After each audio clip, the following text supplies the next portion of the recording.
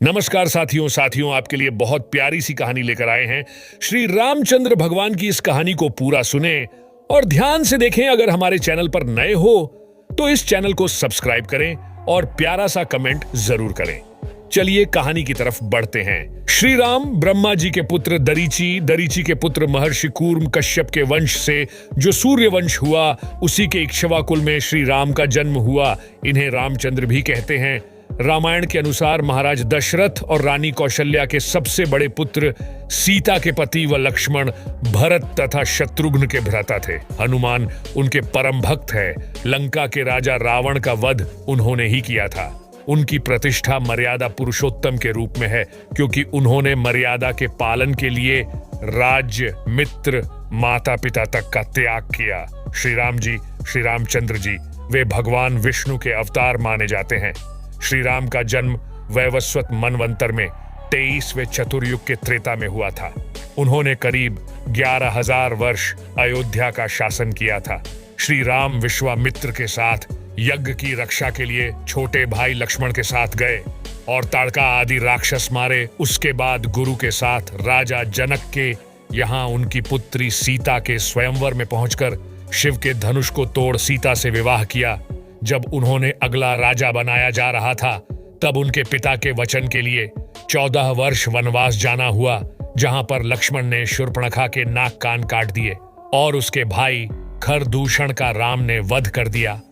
माता सीता का अपहरण रावण द्वारा किया गया, जिसकी खोज में जटायु पक्षी, जो बात करता था, जिसने रावण का प्रतिकार किया था, का पिता के समान अंत्येष्टि संस्कार किया।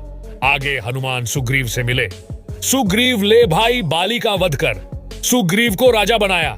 हनुमान ने माता सीता की खोज की, रावण के भाई विभीषण को शरण दी।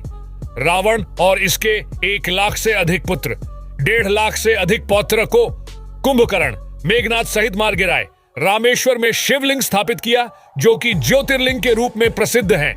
नवरात्रि शक्ति की पूजा की, समुद्र पर पुल बनाया और रावण को विभीषण के द्वारा अबताए रहस्य से जानकर मार गिराया। पुष्पक विमान ले माता सीता को अग्नि परीक्षा करा लेकर शीघ्र भारत भैया के पास अयोध्या पहुंचे। महर्षि वाल्मीकि ने रामायण की रचना की थी। लेखक गोस्वामी तुलसीदास ने भी उनके जीवन पर केंद्रित भक्तिभाव पूर्ण सुप्रसिद्ध महाकाव्य रामचरितमानस की रचना की थी। इन दोनों के अतिरिक्त अन्य भारतीय भाषाओं में भी रामायण की रचनाएं हुई हैं, जो काफी प्रसिद्ध भी हैं। स्वामी करपात्री ने रामायण मीमांसा में विश्व की समस्त रामायण का लेखा है। दक्षिण के क्रांतिकारी पेरियार रामास्वामी व ललई सिंह की रामायण भी मान्यता प्राप्त है। भारत में श्री राम अत्यंत पूजनीय हैं और आदर्श पुरुष हैं, तथा विश्व के कई देशों में भी श्री राम आदर्श के रूप में पूजे जाते हैं, जैसे नेपाल, थाईलैंड, इंडोनेशिया आदि। इन्हें पुरुषोत्तम शब्द से भी अलंकृत किया जाता है। इनका परिवार आदर्श थाईलैंडी परिवार का प्रतिनिधित्व करता है। राम रघुकुल क्षत्रिय में जन्मे थे, जिसकी परंपरा रघुकुल रीति सदा चली आई। प्राण जाय पर बच्चन न जाए।